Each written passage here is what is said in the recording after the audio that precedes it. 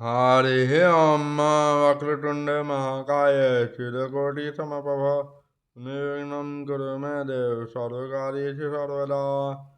प्रिय दर्शकों नमस्कार, जय श्री कृष्णा। मैं पंडित पीयूष कांत शर्मा ज्योतिषाचार्य आज के वीडियो में आपका हार्दिक स्वागत करता हूँ। आज के वीडियो में हम जानेंगे कि जन्म पत्रिका में आईएएस ऑफिसर बनने के योग कैसे बनते हैं, सिविल सर्विस के योग कैसे बनते हैं। आइए जानते हैं। वीडियो अच्छा लगे तो लाइक करें, चैनल को सब्सक्राइब करें और ज़्यादा से ज़्यादा लोगों से शेयर करें। चलिए शुरू करते हैं आज के वीडियो को बिना विलम्ब किए। आज का हमारा टॉपिक है कुंडली में आईएएस ऑफिसर बनने के योग कैसे बनते हैं। सबसे पहले ग्रहों की बात करते हैं तो इसके लिए महत्वपूर्ण ग्रह हैं सूर्य, बृहस्पति, चंद्रमा और शनि। अब कारण भी बताते हैं, क्योंकि सूर्य जो है सरकार का कारक ग्रह है और ये आईएएस जो ऑफिसर होते हैं वो भी सरकार से संबंधित ही होते हैं, सरकारी कार्य ही होता है इनका। और शनि जो है जनता की सेवा का कारक ग्रह है, सेवक माना गया है ज्योतिष शास्त्र में, नौकर माना गया है, इसलिए शनि का भी विशेष योगदान होता है। बृहस्पति, क्योंकि बृहस्पति ज्ञान के देवता माने गए हैं, इसलिए बृहस्पति का भी महत्वपूर्ण योगदान होता है। और चंद्रमा जो कि मन का कारक ग्रह होता है, इसलिए इसका भी महत्वपूर्ण योगदान होता है। इसलिए महत्वपूर्ण ग्रह हुए सूर्य, चंद्रमा, बृहस्पति और शनि।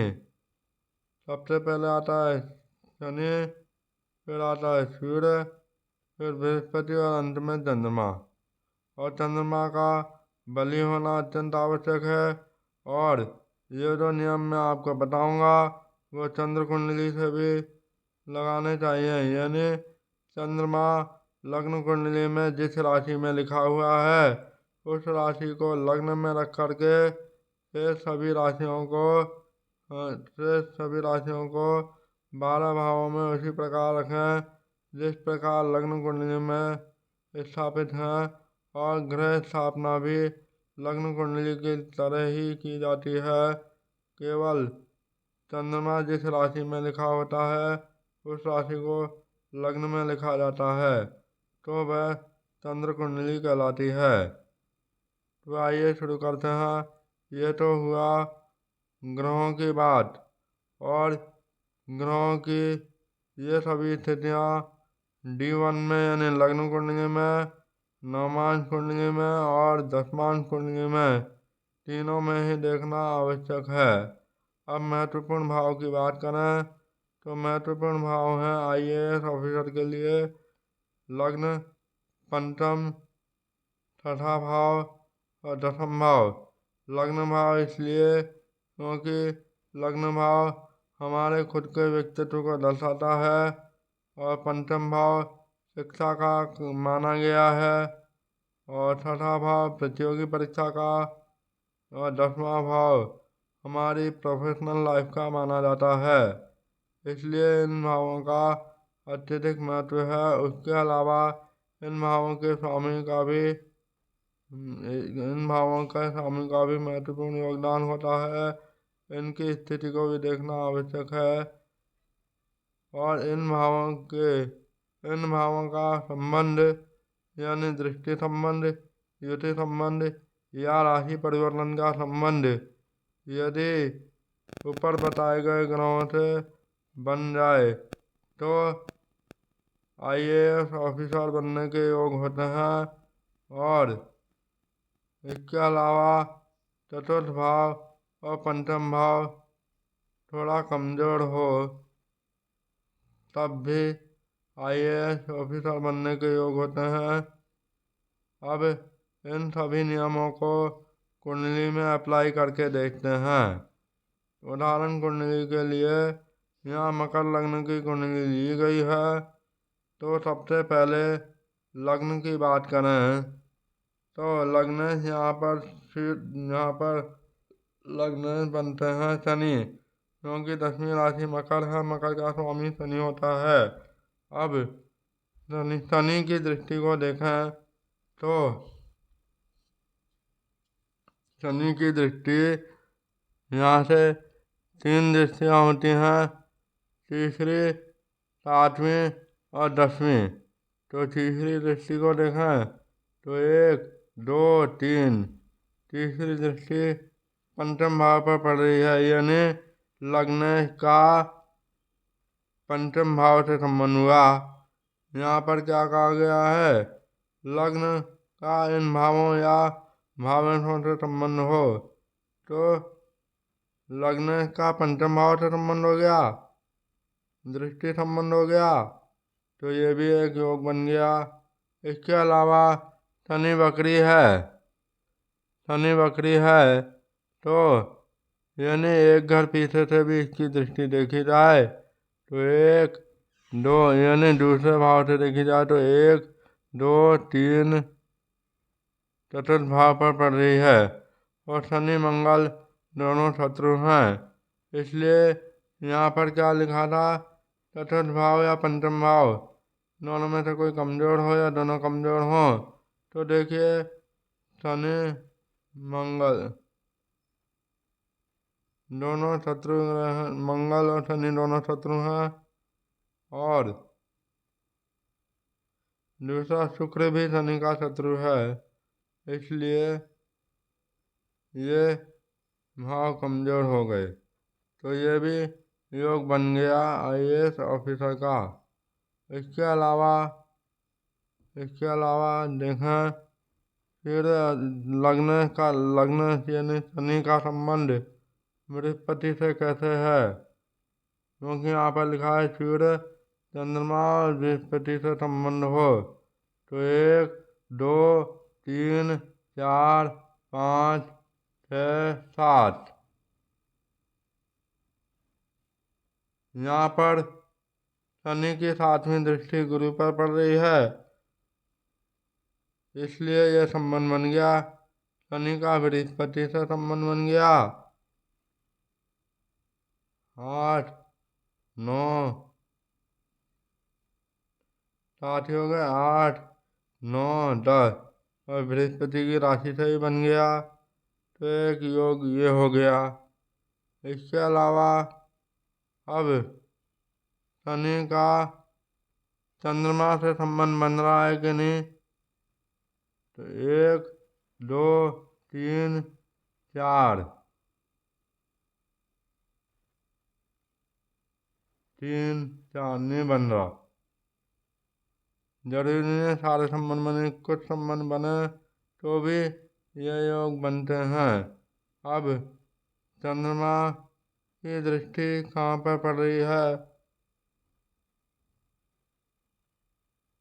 ये जो है 12वें भाव में पड़ रही है, यानी बृहस्पति की राशि में, तो चंद्रमा और बृहस्पति का संबंध बन गया ये लो। और ये हुआ लग्न की बात। लग्न के बाद में कौन सा भाव आता है, पंचम भाव। पंचम भाव का स्वामी शुक्र है। शुक्र की स्थिति क्या है, शुक्र यहाँ पर 11वें भाव में बैठा है, कहाँ पर दृष्टि डालेगा, अपनी ही राशि पर दृष्टि डाल रहा है। ये देखो शुक्र यहाँ से 1, 2, 3, 4, 5, 6, 7। अब शुक्र का संबंध यानी पंचमें का संबंध पंचम भाव से हो गया, तो यह भी एक योग बन गया IAS ऑफिसर बनने का। उसके अलावा लग्न की बात हो गई, शनि की बात हो गई, पंचम भाव की बात हो गई। अब छठे भाव की बात कर लेते हैं। चंद्रमा की भी बात हो गई थी, चंद्रमा का संबंध गुरु की राशि से हो गया, ये भी बात हो गई थी। और बृहस्पति का भी हो गया था। बृहस्पति का संबंध कैसे बना, 1, 2, 3, 4, 5। बृहस्पति की दृष्टि लग्न पर पड़ रही है 6, 7 और शनि पर पड़ रही है बृहस्पति की दृष्टि। तो लग्न का संबंध बृहस्पति से हो गया, शनि का संबंध बृहस्पति से हो गया, तो ये भी एक योग हो गया IAS बनने का। और बृहस्पति की बात हो गई, ये 7वीं दृष्टि 1, 2, 3, 4, 5, 6, 7, 8, 9। ये लो बृहस्पति का संबंध पंचम भाव से भी हो गया, यानी बृहस्पति क्या है यहाँ पर, बृहस्पति का संबंध बृहस्पति ग्रह का सूर्य, बृहस्पति चंद्रमा और शनि, तो बृहस्पति का संबंध पंचम भाव से हो गया। ठीक है, अब सूर्य का संबंध देख लो और शनि का संबंध देख लो। शनि का संबंध भी बता दिया था, शनि की बृहस्पति पर दृष्टि पड़ रही है, शनि के पंचम भाव पर दृष्टि पड़ रही है, और शनि का बृहस्पति की राशि पर भी दृष्टि पड़ रही है। ठीक है, शनि का हो गया। अब सूर्य का बचा है, सूर्य की दृष्टि को देख लो, तो सूर्य की दृष्टि तो चतुर्थ भाव पर पड़ रही है, और तो ये तो संबंध बनेगा नहीं दृष्टि संबंध। और लेकिन षष्ठे से संबंध देख लो, पंचम भाव का देख लिया हाँ, अब षष्ठे का देख लो, छठे भाव का संबंध। छठे भाव में कौन सी राशि है, मिथुन राशि, मिथुन राशि का स्वामी कौन है, बुध, और बुध का ले लो, बुध के साथ सूर्य का संबंध बन गया, तो ये षष्ठे का सूर्य से संबंध बन गया। हालांकि सूर्य यहाँ पर नीच राशि में है, फिर भी दसम भाव में सूर्य दिग्बली होता है और सूर्य अष्टमेश भी है, तो इसके नीच होने के कारण इसके अशुभ परिणामों में कमी आएगी, इसलिए क्योंकि अष्टमेश है इसलिए शुभ परिणाम ही देगा। और इसके अलावा किसकी बात बाकी है, पंचम भाव, छठे, दसम भाव, दसम भाव दशमेश की बात करें तो दसम भाव में कौन सी राशि है, तुला राशि, तुला राशि का स्वामी शुक्र, शुक्र का संबंध पंचम भाव से ये हो गया। अब इनको नौमान कुंडली में भी अप्लाई करें, तो नौमान कुंडली में लगना क्या है, बुध, बुध का संबंध लग्न से हो गया क्योंकि दृष्टि पड़ रही है, और बुध लग्न का संबंध चंद्रमा से हो गया क्योंकि युति है, गुरु की राशि में बैठा है, तो ये बृहस्पति से संबंध हो गया। इस प्रकार से लग्न का भी संबंध हो गया कि किससे, चंद्रमा से, बृहस्पति से और लग्न से। जैसे यहाँ पर पंचमेश का संबंध पंचम भाव से हो गया था, इसी तरह यहाँ पर लग्न का संबंध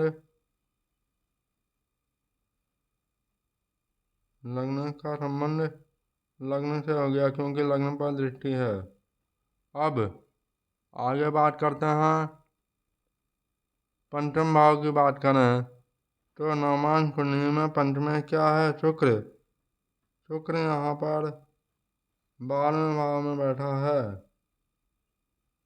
अब शुक्र की दृष्टि तो पड़ नहीं रही है सीधी, क्योंकि एक ही दृष्टि होती है। अब शनि क्या, शनि जो है, और शुक्र, शुक्र के अलावा शुक्र 12वें भाव का भी स्वामी है, शुक्र बृहस्पति की राशि में बैठा है, और शनि की दृष्टि को देखना तो 1, 2, 3, 4, 5, 6, 7, 8, 9, 10। शनि की दृष्टि, शनि जो है खुद 10वें भाव, शनि जो है खुद 10वें भाव में बैठा है। क्या लिखा था?